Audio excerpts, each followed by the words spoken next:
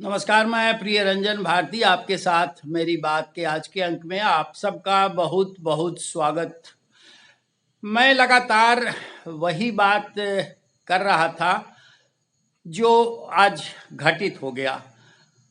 बात नीतीश कुमार की ही हो रही है और मैंने ये बात महीने पहले भर कही थी। कल भी आपके साथ ये बात की थी। मैंने कहा था कि पूरी कमान अपने हाथ लेंगे और पार्टी का पूरा भरोसा यानी सारे अधिकार अपने हाथ में ले लेंगे नीतीश कुमार और पार्टी अध्यक्ष खुद बन जाएंगे। ये सब आज 29 तारीख है और नई दिल्ली के कॉन्स्टिट्यूशन क्लब में जो राष्ट्रीय परिषद और राष्ट्रीय कार्यकारिणी की बैठक हुई उसमें सब घटित हो गया। लेकिन विडंबना ये देखिए कि कैसे कैसे लोग किस तरह की पत्रकारिता कर रहे हैं। लोग अभी भी इस बात को बताने से कतरा रहे थे, आपसे गलत सूचनाएं साझा कर रहे थे कि नहीं ये सब अफवाह है, ऐसा कुछ नहीं होने वाला है। एक पत्रकार मित्र ने अभी कहते देखा मैंने उनको कि मैं कल आपसे वीडियो शेयर कर रहा था कि ऐसा कुछ नहीं होगा, लेकिन देर रात में ललन सिंह को पटना में बैठे एक साहब का फोन गया और पाशा पलट गया। वो अड़ गए कि नहीं इस्तीफा दूंगा ही, और इस्तीफा उन्होंने दे दिया। ऐसे बात नहीं होती है। सारी योजनाएं पहले ही बन चुकी हैं और योजनाओं पर काम अब हो रहा है। मैंने बहुत पहले ही आपसे ये बात कही थी कि नीतीश कुमार फिर पलटेंगे। यकीन नहीं हो रहा था, लोग तरह तरह की टिप्पणियां कर रहे थे। ये सब सामने है आपके। अब क्या होगा? अब वही होने जा रहा है जो बातें मैं आपको बता चुका हूं, जिसे आप भरोसा करें नहीं करें, लेकिन वो ही सब होने वाला है। अभी खरमास चल रहा है। खरमास अभी 15 दिन बीतने को है, अभी 15 दिन बाकी है। जो भी अब घटनाक्रम होगा वो खरमास के बाद होगा, यानी जनवरी 16 के बाद सारी तस्वीर साफ हो जाएगी। नीतीश कुमार बार्गेन करने के मूड में नहीं है। इनके लिए रास्ता बिल्कुल बंद हो चुका है और बीजेपी ने भी फॉर्मूला तय कर दिया है। इनको जाना उधर ही है, लेकिन शर्तें बीजेपी की होंगी और घटनाएं सारी अब घटने वाली होंगी खरमास के बाद। अभी तक तो जितना हुआ वो सारी की सारी योजना सफल करने के लिए इनको जरूरी हो गया था। इस तरह के परिदृश्य उपस्थित हो गए थे, इस तरह के हालात बन गए थे कि इनको ललन सिंह को कान पकड़ के अपने से अलग करना पड़ा। नहीं तो इनकी फजीहत हो जाती, इनका कुछ भी नहीं बचने वाला था। महागठबंधन में अब कोई तस्वीर बची नहीं है। हालांकि ये बार्गेन कर सकते हैं। बार्गेन करने के लिए इनके पास अभी भी झुंझुना बचा हुआ है, लेकिन नतीजा कुछ भी नहीं निकलेगा क्योंकि इनका मन बना हुआ है। और बना हुआ ऐसे भी नहीं है। 16 सीटें नहीं किसी सूरत पर इनको देने को तैयार होगा महागठबंधन। वो तर्क यही है उसके पास कि विधानसभा में आपकी जितनी सीटें हैं उसके अनुपात में आप ले लीजिए। कांग्रेस के साथ भी फॉर्मूला तय करना है, तालमेल करना है, वामपंथी दलों के साथ भी करना है, लेकिन ये मानेंगे नहीं। क्योंकि ये भी मैंने आपके साथ शेयर कर दिया है, ये भी बात साफ कर दी है कि जो भी जनता दलियों के सांसद हैं वो जानते हैं कि उनको किस वोट से जीत का मुकाम मिला है और जीतने के लिए उनका पैमाना क्या रहा है।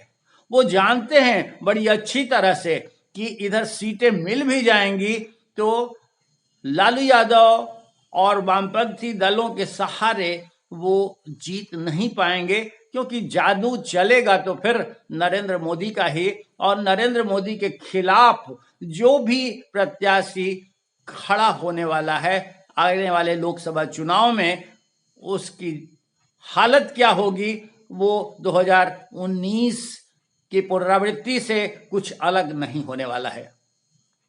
ये बात भी आप चाहे तो नोट कर लें कि इस बार के चुनाव में भी वही बयार बहेगी और तस्वीर उसी तरह की उभर कर सामने आएगी। इसीलिए नीतीश कुमार जैसे ही 3 राज्यों में भाजपा ने अपनी बढ़त बनाई और एक नया रिकॉर्ड बना लिया जीत का, उसके साथ ही इनके मन डोलने लग गए थे। और आपको याद होगा, ये बहुत दिन की बात नहीं है, अभी कुछ ही दिन हुए हैं जिस दिन नतीजे आए थे 5 राज्यों के चुनाव के, उस दिन ये कोई प्रतिक्रिया देने से बचते रहे। लगातार इनकी तबीयत खराब हो गई थी और भाजपा नेता गिरिराज सिंह ने टिप्पणी भी की कि मुख्यमंत्री का स्वास्थ्य अगर खराब है तो सरकार की तरफ से बुलेटिन जारी किया जाना चाहिए कि आखिर उनको हुआ क्या है, क्योंकि वो राज्य के मुख्यमंत्री हैं और राज्य की जनता उनके लिए चिंतित है। लेकिन वाकई में कुछ हुआ तो था नहीं, वो इस असमंजस में थे कि अब करें क्या। बात तो और पहले से भी इनकी होती रही है, एनडीए के साथ बातचीत, यानी भारतीय जनता पार्टी नेतृत्व के साथ इनकी बातचीत दूसरे माध्यमों से पहले से भी होती रही हैं। लेकिन फॉर्मूला भारतीय जनता पार्टी नेतृत्व ने पहले ही तय कर दिया है, उसी नक्शे कदम पर अब इनको आगे बढ़ना है। आगे बढ़ने के लिए अभी 15 दिनों का वक्त बचा हुआ है। तब तक बहुत सारी चीजें साफ हो जाएंगी, स्पष्ट हो जाएगा परिदृश्य, कोहरा छट जाएगा और लोग जो तरह तरह की बयानबाजियां करते फिर रहे हैं उन सब पर विराम लग जाएगा।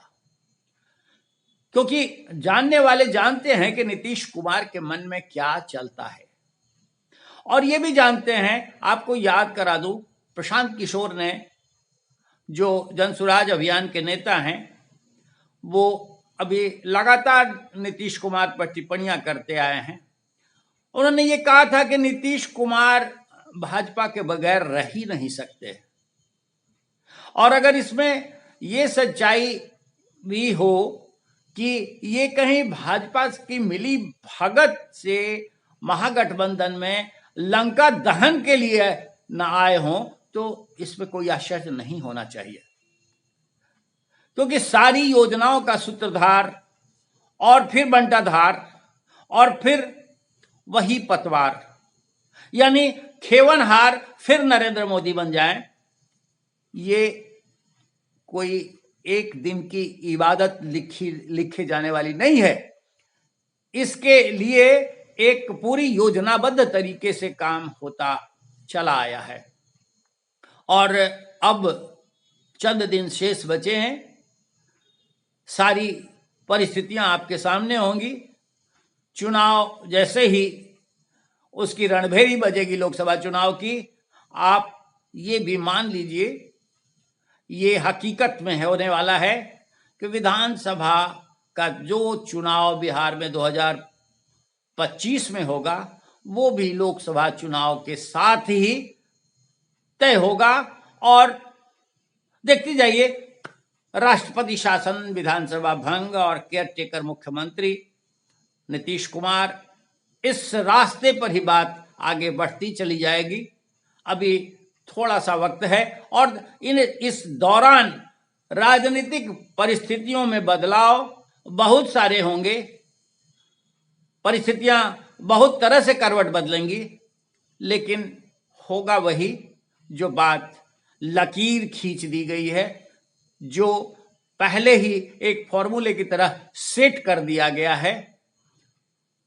अब इंतजार करना तो जरूरी होगा और इंतजार करते रहिए, लेकिन जरा इस बात पर भी गौर कीजिए कि इस तरह की अफवाहें जो लोग उड़ा रहे हैं, जो लोग बात को नहीं समझते हुए, सच्चाई को नहीं जानते हुए भी आपको गुमराह कर रहे हैं, वैसे लोगों से भी सावधान रहना उतना ही जरूरी है।